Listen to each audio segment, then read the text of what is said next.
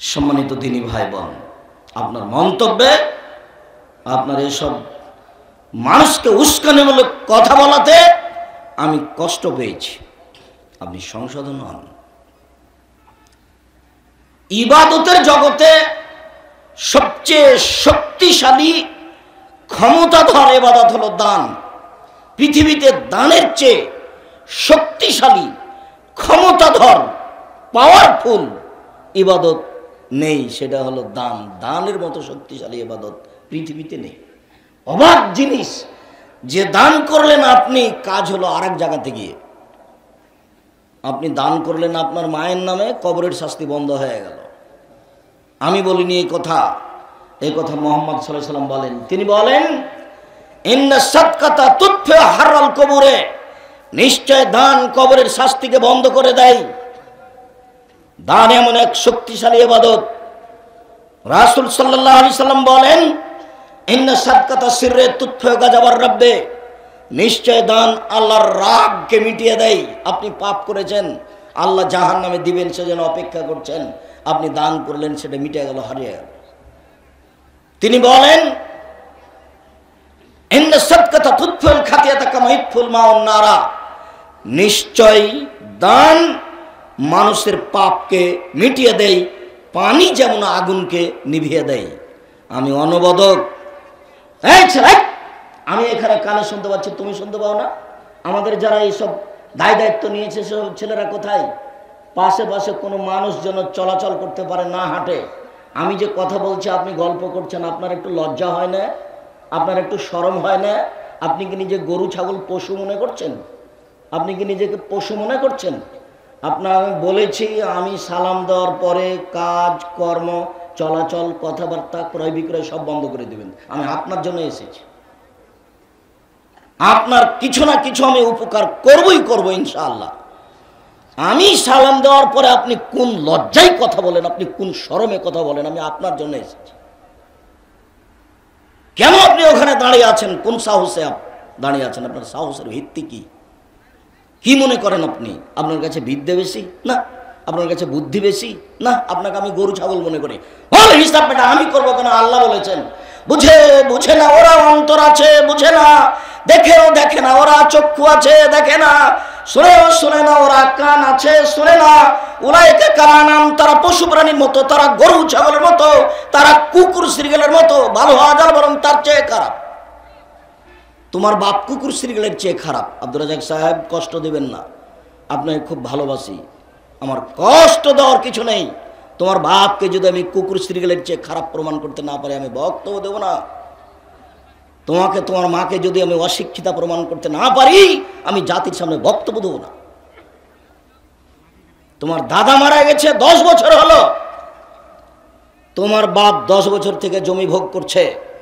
তোমার বাপ পাবে জমি সকালে, আর তোমার ফুফু পাবে জমি বিকেলে, এরকম না একসাথে? তাহলে 10 বছর হলো তোমার বাপ তোমার ফুফুকে জমি দেয়নি কেন? কি বুঝাতে চাচ্ছ?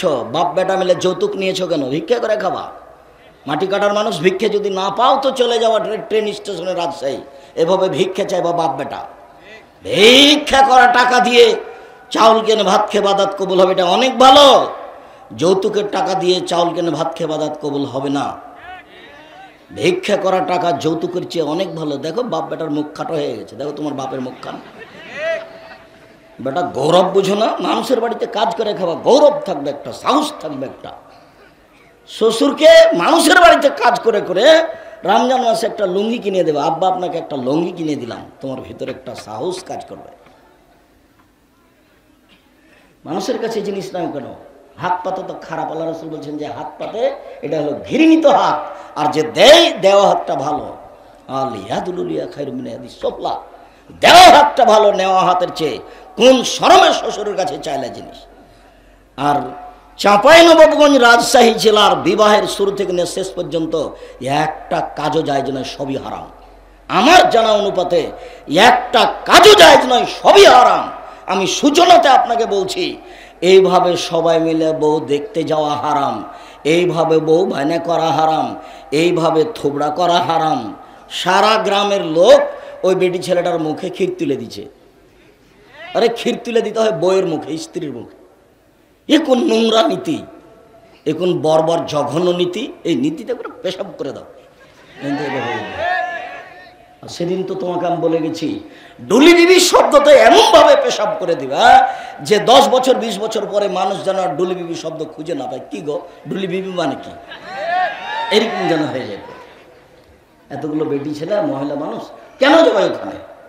কোন সরমে যাবে? ঢং ঢং করে চলে যাচ্ছে আর ঘুরে বেড়াচ্ছে। কেন যাবে? কোথায় তার প্রমাণ? কোথায় ক্ষীরকাঁচির প্রমাণ? কোথায় আমাটার প্রমাণ? কোথায় ছেলের পক্ষ থেকে যা লোক গেছে মেয়ের পক্ষ থেকে তার অর্ধেক আসবে, আর মেয়ের পক্ষ থেকে যা এসে ছেলের পক্ষ থেকে তার ডবল যাবে? কোথায় এগুলো? বিবাহ পড়াতে হবে আগে মেয়ের কাছে, তারপরে ছেলের কাছে। কোথায় এগুলো? একটা নীতি প্রমাণ করতে পারেন? সব হারাম। কাজী সাহেব খুব ক্ষিপ্ত হয়েছে। আব্দুর রাজ্জাক সাহেব, আপনি এই কথা বলেন যে আমাদের খাতার পাতা দিয়ে পেশাব পায়খানা করে পবিত্রতা অর্জন করতে হবে, আমাদের খাতাকে টয়লেট পেপার হিসাবে ব্যবহার করতে হবে।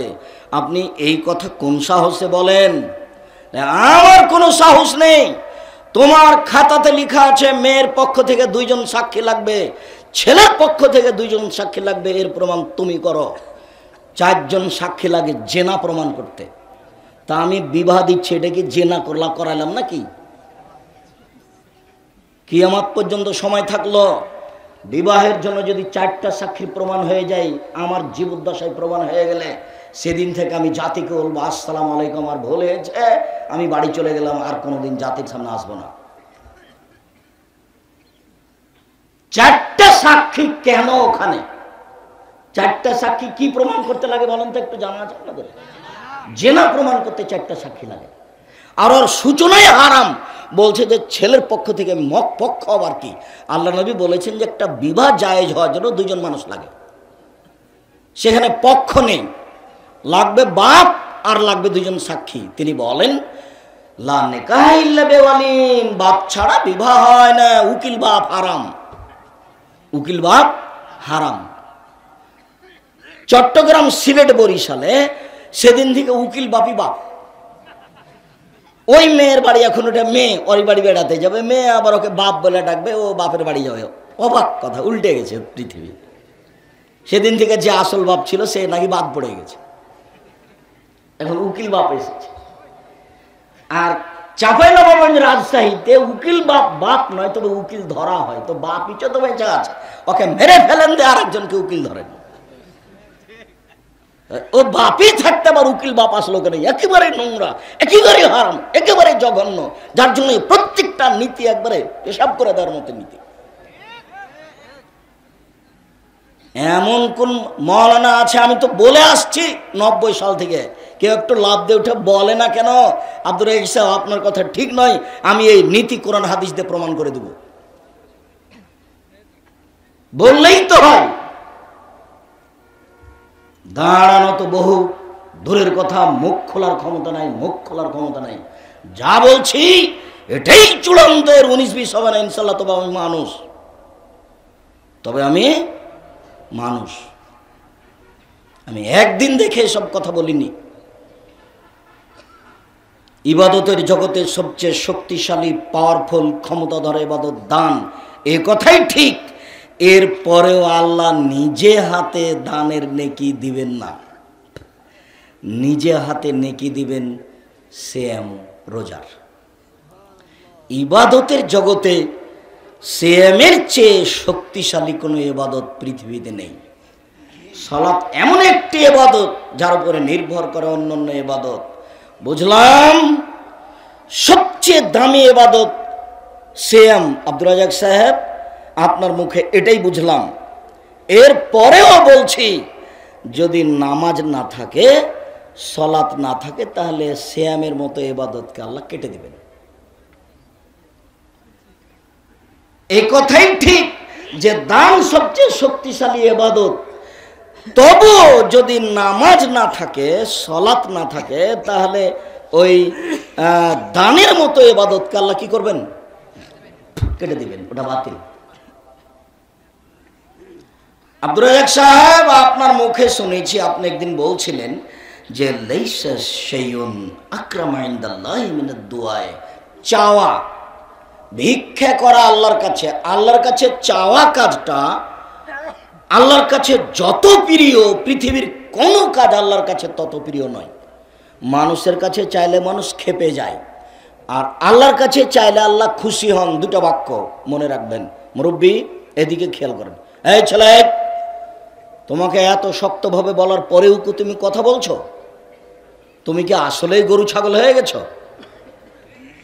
তোমার কাছে বড় মোবাইল থাকে, ল্যাংটা বেটি ছেলেকে দেখে জেনা দেখে তুমি চক্ষু ঠান্ডা করো, তুমি কলিজা ঠান্ডা করো, এই দিয়ে তুমি দেখাতে চাচ্ছ যে আমি শিক্ষিত যুবক। তোমাকে তো আমি সেদিন বলে গেছি যে তুমি বড় মোবাইল আর কাছে রাখবে না কোনো দিন, বড় মোবাইলে পেশাব করে দিবা। বড় মোবাইল তোমাকে ধ্বংস করেছে, তোমার বাপকে ধ্বংস করেছে, তোমার মাকে ধ্বংস করেছে, তোমার বংশকে ধ্বংস করেছে।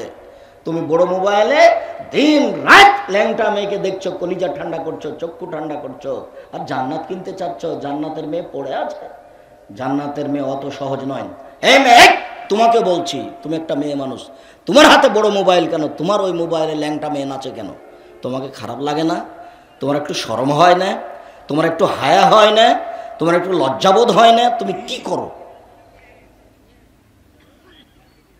কই আমরা তো জাতির কাছে ভিক্ষা চেয়ে মাসে 24 লক্ষ টাকা মানুষকে বেতন দিই, তো বড় মোবাইল ব্যবহার করি না, করতেও পারি না, তো কই আমাদের তো প্রয়োজনও হয় না। তুমি কি করো ওই মোবাইল দিয়ে? তোমার হাতে, তুমি মেয়ে মানুষ, তোমার হাতে এই মোবাইল কেন? ও দিয়ে তুমি কি করো?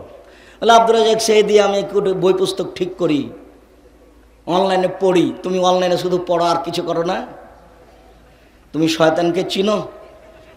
শয়তান আল্লাহকে বলছে, আল্লাহ যখন বললেন সর সর এখান থেকে সর, আমি যে বললাম যে তুই আদমকে মেনে নে, তো তুই বললি যে আমি মানতে পারবো না, আমি মাটির তৈরি নই, আমি আগুনের তৈরি, তো তোর অহংকার বেশি হয়েছে, সর সর সর।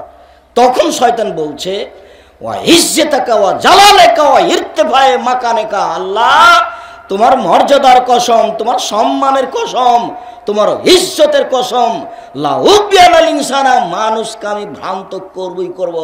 আমি শয়তান একাই জাহান্নামে যাব না, আদমের ছেলে মেয়েকে নিয়েই যাব, ওদের দেখে ছেড়ে দেবো কি করে ও জান্নাতে যেতে পারে আমাকে বাদ দিয়ে।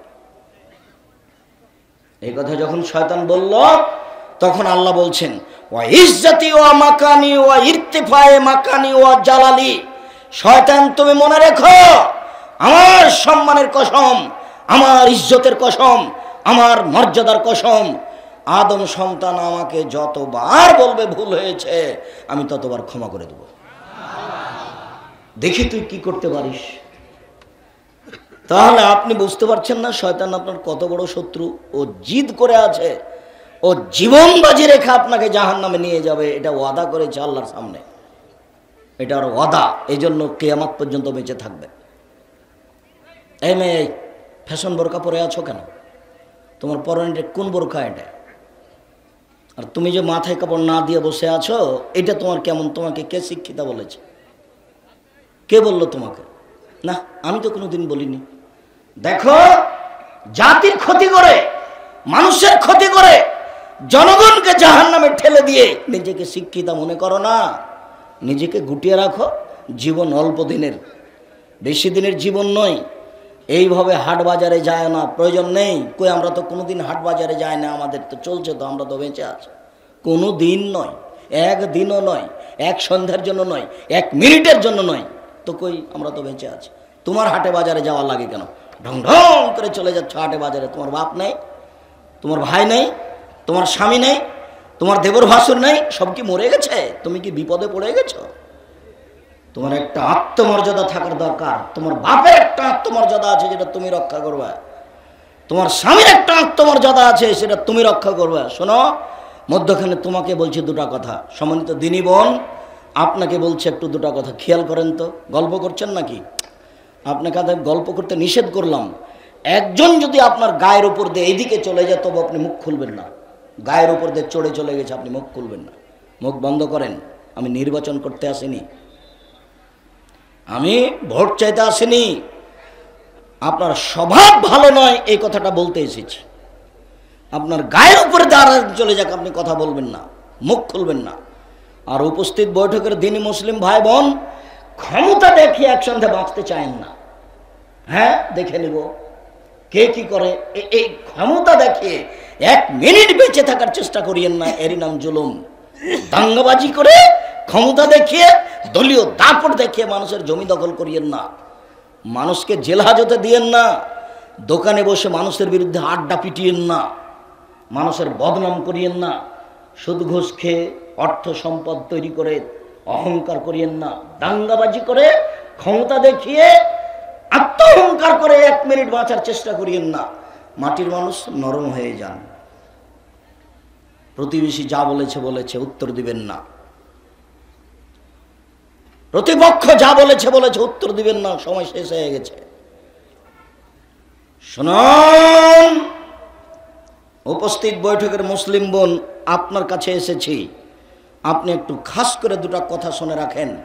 প্রথম কথা হলো এই যে আপনার একটু আত্মমর্যাদা থাকা দরকার। আত্মমর্যাদা, মান সম্মান। আপনার বাপের একটা আত্মমর্যাদা আছে, সেটা রক্ষা করা উচিত। আত্মমর্যাদা কাকে বলে দেখেন তো, আপনাকে আমি দেখাচ্ছি, 2-3টা দিক দেখাচ্ছি। আল্লাহ রাসূল জান্নাতে ঢুকলেন, ঢুকে দেখলেন স্বপ্নে খুব সুন্দর একটা টকটকে ঝকঝকে ঘর, বুখারীর হাদিস। তা আল্লাহ রাসূল বলছেন যে পাশে একটা বৃদ্ধা মহিলা, এই মহিলা বলতে পারো এই ঘরটা কার? তখন মহিলা বলছে, জি, এটা উমরের ঘর। তখন আল্লাহ রাসূল বলছেন, আমার মনটা চাইলো যে আমি একটু ঘরটার ভিতরে ঢুকে দেখি, বাহির যদি এত সুন্দর হয়, ভিতরই বা কেমন, দেখার আমার স্বাদ হলো। কিন্তু মনে পড়লো উমরের আত্মমর্যাদার কথা। উমর খুব বড় মানুষ, তার ঘরে ঢোকা যাবে না, তাই আমি ঢুকলাম না। সকালে উমরের সাথে দেখা হয়ে গেল, উমর, আমি জান্নাতে ঘোরার সময় দেখলাম তোমার একটা ঘর, আমার মনটা চাইলো তোমার ঘরে ঢুকি, কিন্তু তোমার আত্মমর্যাদাকে হিসাব করে আমি ঢুকতে পারিনি। উমর তখন বলছেন, আপনি আমার আত্মমর্যাদাকে খেয়াল করেন। এই বলে তিনি কাঁদতে লাগলেন। আপনার কাছে চলে আসলাম, একবারও তোমার সাথে মিলে আছে। আবু বকর সিদ্দিক রাদিয়াল্লাহু আনহু মেয়ে আসমা, আসমা গরিব মানুষ, তার স্বামী ও মাঠে কিছু খেজুরের গাছ লাগিয়েছিল। তো খেজুরের আঁটি বোঝাকে মাথায় করে আসমা বাড়ি চলে যাচ্ছে। তো রাস্তায় আল্লাহ রাসূলের দেখা। তো আল্লাহ রাসূল বলছেন, আসমা, তুমি উঠে চলে আসো, আমার উটের উপরে উঠো। তখন আসমা বলছেন, আমি লজ্জা করলাম না, আমার স্বামী জোবাইরের একটা আত্মমর্যাদা আছে, আমি এই আল্লাহ রাসূলের উটের পিছনে উঠবো? না না না না, আমার স্বামীর আত্মমর্যাদার ক্ষতি হবে। আমি উঠলাম না, বাড়ি চলে আসলাম। আমি বললাম, জোবাইর, একটা কথা শোনো। কি? আমি মাঠ থেকে খেজুরের আঁটি বোঝা মাথায় করে আসছিলাম, তো রাসূল আমাকে বললেন যে তুমি উটের পিঠে চলে আসো। তো আমি আপনার আত্মমর্যাদাকে খেয়াল করে রাসূলের উটের পিঠে উঠিনি। তখন জোবাইর বলছেন, আসমা, রাসূলের উটের পিঠে উঠোনি আমার আত্মমর্যাদাকে রক্ষা করতে গিয়ে, এইটা ভালো, তবে তুমি যে খেজুরের বোঝা মাথায় করে চলে আসো, এটা আমার কাছে আরো বেশি খারাপ লাগে, এতে আমার আত্মমর্যাদাটা আরো বেশি বাধা দেয়, আমি এটা চাই না।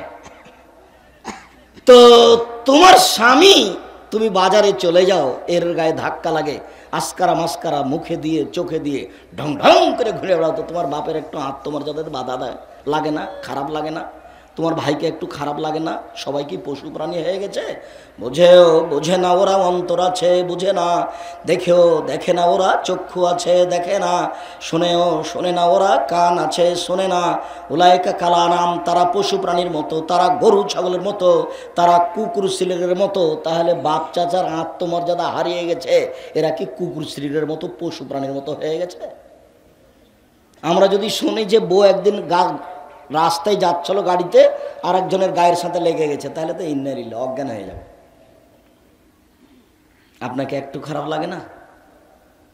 উপস্থিত বৈঠকের মুসলিম বোন, শুনুন আত্মমর্যাদা। ওয়াইমের বলছেন, আল্লাহর নবী, আমি দেখছি যে আমার স্ত্রীর সাথে একজন অন্যায় করছে, তো কি করব? তখন আল্লাহ রাসূল বলছেন, 4 জন সাক্ষী খুঁজবা, নইলে তোমাকে পিটাবো। তো তখন আল্লাহ রসুল, আমি আমার স্ত্রীর সাথে একজন অশ্লীল কাজ করছে আর আমি সাক্ষী খুঁজতে যাব? আমার মনে চাচ্ছে ওকে আমি তরবারি দিয়ে মেরে দেবো, ওকে তরবারি দিয়ে মেরে দেবো। তখন আল্লাহ রসুল বলছেন, দেখছো দেখছো দেখছো দেখছো উমাইরের আত্মমর্যাদা, তার একবারে আত্মমর্যাদা আঘাত লেগেছে, আমার স্ত্রী অশ্লীল কাজ করছে, সাক্ষী খুঁজতে যাব না, লোকটাকে আগে মেরে দেব। আরে শোনো শোনো, উমাইরের আত্মমর্যাদা যত, আমার আত্মমর্যাদা তার চেয়ে অনেক অনেক বেশি। আমার আত্মমর্যাদা যত, আল্লাহর আত্মমর্যাদা তার চেয়ে অনেক অনেক অনেক বেশি। যখন কোনো মানুষ অশ্লীল কাজ করে তখন আল্লাহর আত্মমর্যাদাতে খুব আঘাত লাগে। ছি ছি ছি। আমি বললাম একজন বিবাহ করো, যদি না হয় তা আর একটা বিবাহ করো, যদি না হয় তা আর একটা করো, যদি না হয় তা আর একটা করো, চারটা বউ করো। আমি তো বললাম, তারপরে তুমি অশ্লীল কাজ করতে গেলে কেন? ও আদমের ছেলে মেয়ে, যখন তুমি অশ্লীল কাজ করতে যাও তখন আমার আত্মমর্যাদাতে আঘাত লাগে। এটা কে বলছেন? আল্লাহ। কথাটা বলছেন আল্লাহর নবী। এবার আপনাকে আমি সতর্ক করছি। আবু হুরায়রা রাদিয়াল্লাহু তাআলা আনহু বলেন, রাসূল সাল্লাল্লাহু আলাইহি সাল্লাম বলেছেন, তিন শ্রেণীর মানুষ জান্নাতে যাবে না। এক, মদবেনুল খামর, যারা নিয়মিত বিড়ি, তামাক, জর্দা, সিগারেট, গুল, নেশাদার দ্রব্য খায়, পান করে, তারা জান্নাতে যাবে না। আজ থেকে মাটিকাটা এলাকায়, সারা গোদাগাড়ি, রাজশাহী, চাঁপাইনবাবগঞ্জ এলাকায় দোকান আর বিড়ি বিক্রি হবে না, সিগারেট বিক্রি হবে না। তুমি কেমন আত্মার বিরুদ্ধে চলতে পারো তা আজকে দেখা যাবে। তুমি যদি এখান থেকে বের হয়ে আবার সিগারেট ধরাও, তাহলে তুমি ধরে না আমি গরু ছাগলের মতো, আমি বুঝেও বুঝি না, আমি পশুর মতো, আমি বুঝেও বুঝি না, আমি আসলে মানুষ হয়ে কখন বাদ পড়ে গেছি, মানুষ থেকে আমি কখন বাদ পড়ে গেছি। এটা তো খারাপ। বিড়ি, তামাক, জর্দা, সিগারেট, গুল, নেশাদার দ্রব্য পান করে খায় যে, সে জান্নাতে যাবে না। দুই, আর রাজলাতু মিনান নিসায়ে, পুরুষের বেশধারী নারী, যারা পুরুষের জুতা স্যান্ডেল পরে, যারা পুরুষের শার্ট প্যান্ট পরে, যারা পুরুষের পোশাক পরে, তারা জান্নাতে যাবে না। তোমার গায়ে কি পুরুষের পোশাক আছে? তুমি সাবধান হও, তোমাকেই বলছি। তিন, অদায়ুস আল্লাযী ইকরুফি আল খাবাসা, ওই লোক জান্নাতে যাবে না যে দায়ুস। দায়ুসকে, যে তার বাড়িতে বেহায়াইর সুযোগ দিয়েছে, যার বউ, যার মেয়ে নগ্ন পোশাকে চলে, স্কুল কলেজে যায়, ও হচ্ছে দায়ুস। যার স্ত্রী নগ্ন পোশাকে পলে, সে হচ্ছে চলে, সে হলো দায়ুস। এ জান্নাতে যাবে না। এই তিন শ্রেণীর মানুষ জান্নাতে যাবে না। সম্মানিত দিনী ভাই বোন, তাহাজ্জুদ পড়েন, নিজেকে রক্ষা করেন। উপস্থিত বৈঠকের দিনী মুসলিম বোন, আপনাকে আরেকটা কথা বলে আমি বিষয়ে ফিরে যাই। এই ছেলে, অল্প সময় ধৈর্যের পরিচয় দিবেন। বাইরে একটু চা খেয়ে আসি, বাদাম খেয়ে আসি, এরকম করবেন না। একটু ধৈর্যের পরিচয় দিবেন। আমি কেসা কাহিনী বলতে আসিনি যে আপনি বাহির থেকে বাদাম কিনে নিয়ে আসবেন আর বাদাম খাবেন আর বসে থাকবেন। আমার একটা বাক্যের মূল্য 1 কোটি টাকা হিসাব করে বসে থাকতে হবে। আর নিজেকে মানুষ মনে করিয়েন, ধৈর্যের পরিচয় দিয়েন। ধৈর্য ঘোড়ার ডিম নয়। ধৈর্য শুধু মুখে বলি, তার অবস্থা কোনোদিন দেখলাম না। ধৈর্য কাকে বলে? বউ রান্না করেছে, তরকারিতে লবণ বেশি দিয়ে দিয়েছে, গালি দিয়ে দিলাম, এইটাই কি ধৈর্য? হালবাহে এসে দেখি বউ গরুর নাইন্দে পানি দেয়নি, তখন পিটিয়ে দিলাম, এটাই কি ধৈর্য? ধৈর্য কি জিনিস? ধৈর্য কাকে বলে? ধৈর্য কি শুধু শব্দ, না এর কোনো বাস্তবায়ন আছে? তো আমি কথা বলছি, তুমি ওই বাইরে হেঁটে গিয়ে চা খেতে যাচ্ছ, এটা কোন ধৈর্য? এটা কোন ধৈর্য? ধৈর্যের পরিচয় দিতে হবে একটু, যে ধৈর্য একটা জিনিস যেটা মানুষ বাস্তবায়ন করতে পারে, পশু পারে না। আল্লাহ বলেননি মানুষকে গরু ছাগল, বলেছেন গরু ছাগলের মতো। তার মানে গরু ছাগল কখনোই ধৈর্য ধারণ করতে পারবে না। পারবে কে? মানুষই পারবে। তাই আল্লাহ বলছেন ও গরু ছাগলের মতো। মানুষ গরু ছাগল নয়, গরু ছাগলের মতো। যখনও ধৈর্য ধারণ করে না, তখনও গরু ছাগলের মতো। উপস্থিত বৈঠকের দিনই মুসলিম বোন, একটু শোনেন। রাসূল সাল্লাল্লাহু আলাইহি ওয়াসাল্লাম বলেন, সিলফান মিন আহলিন নার লাম আরাহুমা, 2 শ্রেণীর মানুষ আছে, ওরা জাহান্নামে যাবে, আমি তাদের দেখিনি। 2 শ্রেণীর মানুষ আছে, ওরা জাহান্নামে যাবে, আমি তাদের দেখিনি। 2 শ্রেণীর মানুষ আছে, ওরা জাহান্নামে যাবে, আমি তাদের দেখিনি। এক, কওমুন মাহুম সিয়াতুন, 1 শ্রেণীর মানুষ, তাদের হাতে থাকবে লাঠি। এক শ্রেণীর মানুষ তাদের হাতে থাকবে লাঠি, কাজ নাবিল বাকারে গাভীর লেজের মতো, এজরে বুনা বেহার নাস, তারা মানুষকে মারবে। লাঠি থাকবে হাতে গাভীর লেজের মতো, একদিক মোটা একদিক চিকন, তারা মানুষকে মারবে। এরকম লাঠি থাকে প্রশাসনের লোকের হাতে, এরকম লাঠি থাকে যারা কলেজ বিশ্ববিদ্যালয়ে পড়ে মারামারি করে, এরকম লাঠি থাকে যারা দলীয় দাপট দেখা দেয় যে তাদের হাতে। যাদের হাতে এরকম লাঠি থাকবে ওরা জাহান্নামে যাবে, ওদের আমি তাদের দেখিনি। দুই, নিসাউন মহিলা, কাশে এতন কাপড় পরে থাকে আর এতন উলঙ্গ। দেখো তো তোমার কাপড়টা এরকম কিনা। আপনি যে একজন মুসলিম বোন, আপনি যে ছোট ব্লাউজ পরে আছেন, তো এইখান থেকে নিয়ে কবজি পর্যন্ত এটুকু ফাঁকা, এটুকু কি? এটুকু আপনার শরীরের অঙ্গ নয়? আপনি যে ছোট ব্লাউজ পরে আছেন, পেট দেখা যায়, এটুকু কি? এটুকু আপনার শরীরের অঙ্গ নয়? আপনি যে শাড়ি পরে আছেন, মোজা পরেননি, আপনি যখন অটোতে উঠতে যান তখন হাঁটু পর্যন্ত দেখা যায়, আপনার শরম বোধ হয় না? আমি শাড়ি পরা হারাম বলিনি, আমি বলেছি সালোয়ার কামিজ মেক্সি চাদর পরেন। শাড়ি যদি পরেন তাহলে 2 ছাড়ের ব্লাউজ পরতে হবে, এ কথা বলেছি। শাড়ি যদি পরে বাড়ি থেকে বের হন তাহলে পায়ের মোজা পরতে হবে, নইলে যখন আপনি অটোতে উঠবেন, রিক্সাতে উঠবেন, তখন পা হাঁটু পর্যন্ত দেখা যাবে। আপনি একটা মহিলা মানুষ, আপনার অঙ্গ যদি দেখা যায় তাহলে এই পোশাক উলঙ্গ পোশাক। আর যেগুলো পরে আমাদের মেয়েরা স্কুল কলেজে যাচ্ছে, এটা তো পোশাক নয়, এটাই ল্যাংটা পোশাক, যা দিয়ে শরীরের অঙ্গ প্রত্যঙ্গ বোঝা যায়, এটা পোশাক আল্লাহ রাসূল বলেননি। রাসূল সাল্লাল্লাহু আলাইহি ওয়াসাল্লাম বলেন নিসাউন মহিলা, কাশিয়াতুন কাপড় পরে থাকে, আরিয়াতুন উলঙ্গ, মমিলাতুন ওরা পুরুষকে নিজের দিকে আকৃষ্ট করে। ওরা যখন হাঁটে তখন পুরুষেরা তাদের দিকে দেখতে থাকে। মায়লাতুন ওরা নিজেরা আকৃষ্ট হয়। যখন রাস্তায় হাঁটে ওরা তখন কেন জানি কেমন কেমন করে, আনছান আনছান করে। একবার রাস্তা ডান দিকে যায়, একবার বাম দিকে যায়, একবার মাথার চুল নাড়ে, একবার হাত নাড়ে, একবার মুখের ভাঁজ করে কথা বলে। দেখেন তো দিন রাত যেটা চোখে পড়ছে, এরা এইভাবে চলে। লায়াত খোলাল জান্নাত, এরা জান্নাতে যাবে না। ওলা ইয়াজিদনা রিহাহা, জান্নাতে তো যাবে না, যাবেই না, জান্নাতের গন্ধ পাবে না। ফাইনা রিহা লা তুজাদু মিন মাসিরাতে কাদা ওয়া কাদা, যে জান্নাতের গন্ধ পাওয়া যায় 1 বছরের দূরত্ব পথ থেকে। উপস্থিত বৈঠকের মুসলিম বোন, একটু লজ্জা করুন, আপনার জন্য জান্নাত সহজ। 4টা কাজ করলে জান্নাতের সব দরজাতে ঢুকতে পারবেন।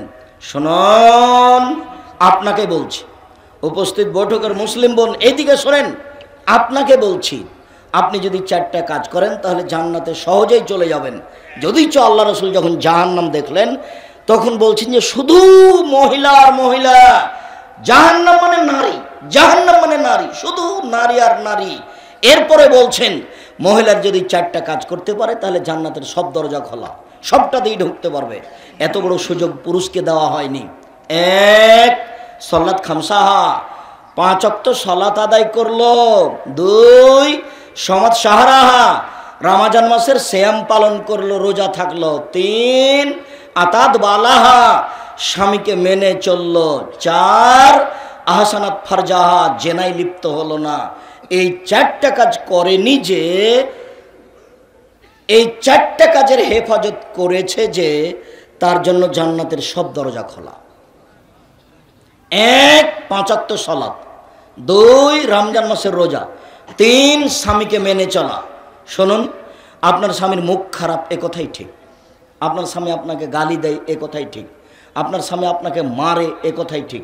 এরপরেও আমি আব্দুর রাজ্জাক বিন ইউসুফ আপনাকে আমি অনুরোধ করছি, এই স্বামীকে মেনে চলেন, ভালো হবে। এই স্বামীকে বাদ দিয়ে আপনি আরেকটা সংসার করবেন, সেটা ভালো হবে। এটা কি করে আপনি বুঝলেন? গালি দেখ, মুখটা বন্ধ রাখেন, আপনি মারুক, তবু আপনি ধৈর্য ধারণ করেন, আপনি এই সংসার ত্যাগ করিয়েন না। আর এই যে মাস মাস সপ্তাহ সপ্তাহ কথা বলেন না, 1 গ্লাস পানি চাইলে পানি নিয়ে এসে ঠেককস করে সামনে রেখে চলে যান। এইভাবে তো আপনার ইবাদত কবুল হবে না। তিতা লাগুক মিঠা লাগুক, তাকে মেনেই চলতে হবে, জান্নাত সহজ। আমি বলিনি এই কথা, মুহাম্মদ সাল্লাল্লাহু আলাইহি ওয়াসাল্লাম বলেছেন, আমার এটা ব্যক্তিগত কথা নয়। 4, জেনা, কথার কথা। আব্দুর রাজ্জাক সাহেব, দুঃখিত, আপনাকে তো আমি বলতে পারছি না, আমার ছাত্রী জীবনে জেনা ঘটে গেছে, এখন কি করি? দুশ্চিন্তা ভোগ করিয়েন না, ক্ষমার জন্য আল্লাহ প্রতীক্ষমান রয়েছেন। শোনো, তুমি যদি আজ থেকে জেনা বন্ধ করতে পারো, মোবাইলে যদি প্রেমের গল্প বন্ধ করতে পারো, আল্লাহ তাআলা বলছেন অনাহা নাফসা আনিল হাওয়া ফাইনাল জান্নাতা হিয়া আল মাওয়া। যে ব্যক্তি অশ্লীল কাজ থেকে নিজেকে ঠেকিয়ে দিল, বলে দিল আমি আর কোনোদিন অশ্লীল কাজ করব না, আমি আল্লাহ তাকে জান্নাতুল মাওয়া দিয়ে দিলাম। এই কথা আল্লাহ বলেন। আপনি আজ থেকে অশ্লীল কাজ বন্ধ করেন, জান্নাতের সব দরজা খোলা, আপনি চিন্তা করবেন না। আপনি একটু আল্লাহকে বলেন। আল্লাহ তাআলা বলছেন ইয়াবনা আদম মা দাওতানি ওয়া রাজাওতানি গাফারতু লাকা আলা মা কানা ফিকা ওয়ালা উবালি। এ আদম ছেলে মেয়ে শোনো, আদমের ছেলে মেয়ে শোনো, তুমি যেভাবে ডাকো আমি সেভাবে থাকি, তুমি যেভাবে আশা পোষণ করো সেভাবে আমি পূর্ণ করে থাকি। আদমের ছেলে মেয়ে শোনো, তুমি যেভাবে ডাকো আমি সেভাবে থাকি, তুমি যেভাবে আশা পোষণ করো সেভাবে আমি পূর্ণ করে থাকি। তুমি ক্ষমা চাইলে আমি তোমাকে ক্ষমা করে দেব, আমি পরোয়া করি না তুমি কত বড় পাপী, আমি পরোয়া করি না তুমি কত বড় পাপী, আমি পরোয়া করি না তুমি কত বড় পাপী। আদমের ছেলে মেয়ে শোনো, লাউ বালাগাত যুনুবুকা আনানা সামায়ে, তোমার পাপ বেশি হতে হতে যদি আকাশে লেগে যায়, পাপ আর পাপ, আকাশ জমিন পরিপূর্ণ হয়ে আছে তোমার পাপে, ফাস্তাক ফারতানি, এরপরে যদি আমি তুমি যদি আমার কাছে ক্ষমা চাও, গাফারতু লাকা, আমি তোমাকে ক্ষমা করে দেব। আলা উবালি, আমি পরোয়া করি না তুমি কত বড় পাপী, আমি পরোয়া করি না তুমি কত বড় পাপী, আমি পরোয়া করি না তুমি কত বড় পাপী। আদমের ছেলে মেয়ে শোনো, এই দুটা বাক্য আমি পৃথিবীতে বললাম। বিচারের মাঠে যখন তোমরা সবাই আসবে, তখন আমি আল্লাহ তোমাদের সামনে আবার আসব। আল্লাহ আপনার সামনে বিচারের মাঠে এসে বলবেন, আদম সন্তান শোনো, লা আতাইতানি বিকুরাবিল আরজি খাতায়া সুম্মা লাকিতানি লা তুশরিকু শাইআ লা আতাইতুকা বিকুরাবিহা মাগফিরা। আদমের ছেলে মেয়ে শোনো, আজকে বিচারের মাঠে উপস্থিত হয়েছে পাপ নিয়ে, তোমাদের পাপ আকাশ জমিন পরিপূর্ণ হয়ে আছে, পাপ আর পাপ। আমি আল্লাহ তোমাদের সামনে উপস্থিত হয়েছি, তোমার যেই পরিমাণ পাপ আমার সেই পরিমাণ ক্ষমা, তোমার যেই পরিমাণ পাপ আমার সেই পরিমাণ ক্ষমা, তোমার পাপ যত আমার ক্ষমা তত, তোমার পাপ যত আমার ক্ষমা তত, যদি শিরক না থাকে। শেষে একটা বাক্য বললেন, যদি শিরক না থাকে। এটার নাম বাংলাদেশ। ভারত বাংলাদেশে শিরক চলে বিপদ সীমার উপর দিয়ে। এদেশের স্কুল কলেজ শিক্ষা প্রতিষ্ঠান অফিস আদালত কোর্ট কাচারি শিরক দিয়ে ভরা, এদেশের বাড়ি ঘর শিরক দিয়ে ভরা। আপনার মা কুলাতে চাউল ঝাড়ছে, আপনার ছেলে যদি কুলার উপরে চড়ে নেয়, তাহলে আপনার মা বলে কুলাক্ষণে ছেলে কুলাতে পা দিতে হয়, তো কুলাতে পা দিলে কি হবে? এটা বলতে পারে আপনার মা, এখন একটু শর্ত বিরক্ত করিস না, এটা বলতে পারে, কিন্তু বলছে যে কুলা থেকে পা দিতে হয়, কুলাতে পা দিলে কেউ পা দিয়ে কুলা ভেঙে ফেলে দেবে, তাতে কি আছে?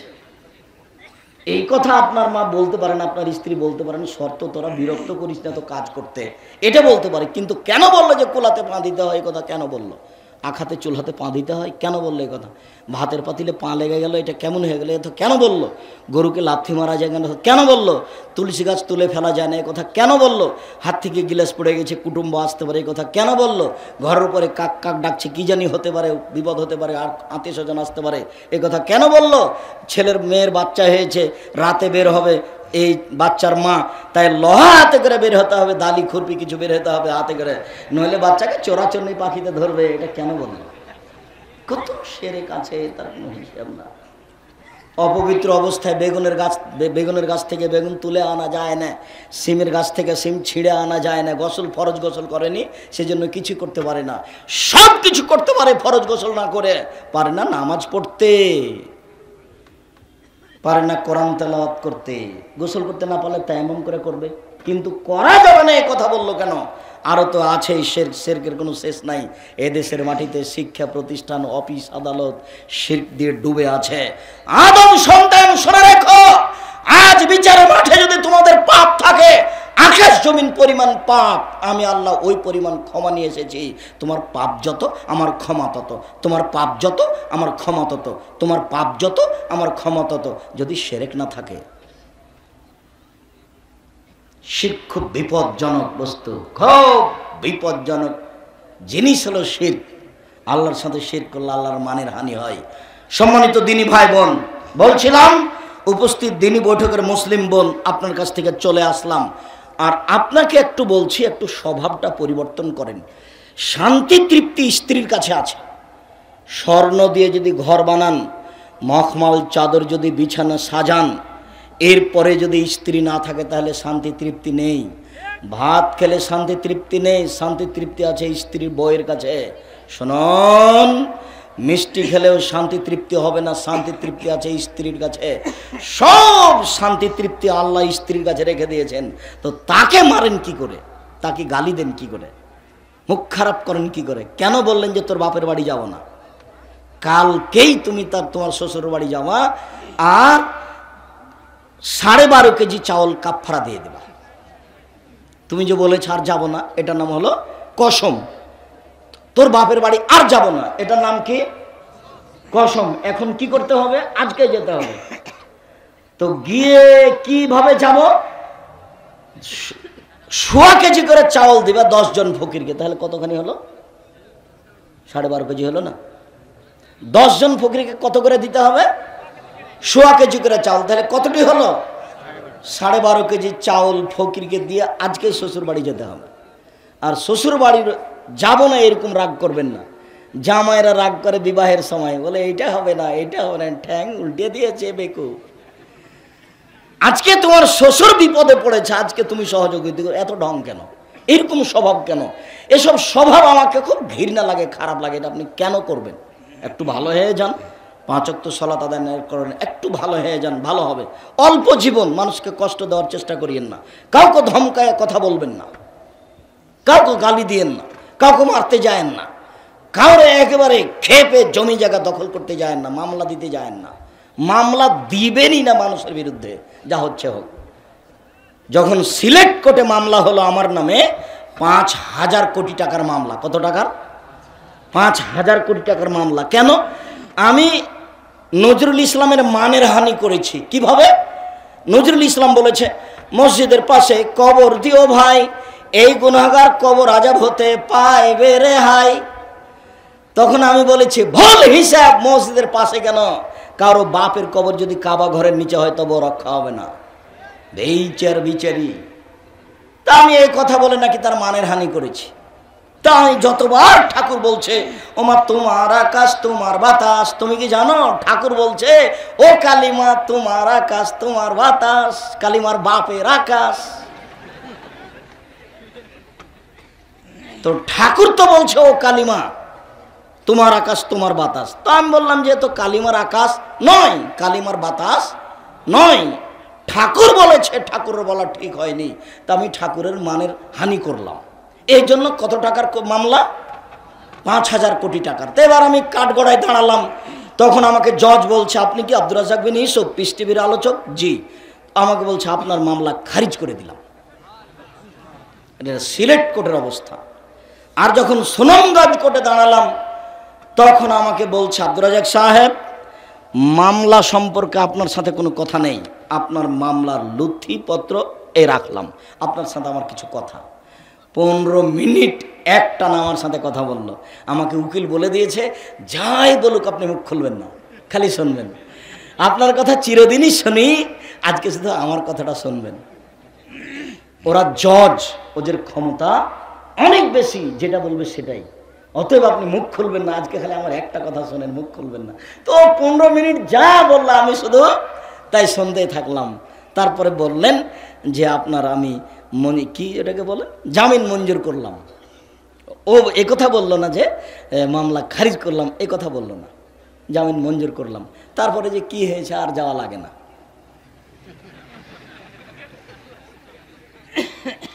সম্মানিত দিনী ভাই বোন, বলছিলাম মানুষের মান সম্মানে কোনোদিন যাবেন না আঘাত করতে, তার নাম জুলুম। বিচারের মাঠে বিচার দেরি হয়ে যাবে। একজন মুরব্বী মানুষকে যদি ধমকে বলেন, যান এখান থেকে, কেন এসছেন এখানে, তাহলে তার মান সম্মানের হানি হলো। এটা হলো মানুষের মান সম্মানের হানি, এটা জুলুম। একটার কারণে আপনার বিচার যদি 1 দিন দেরি হয় তাহলে 50,000 বছর, আর যদি 3 দিন দেরি হয় তাহলে 1.5 লক্ষ বছর বিচার দেরি হয়ে গেল।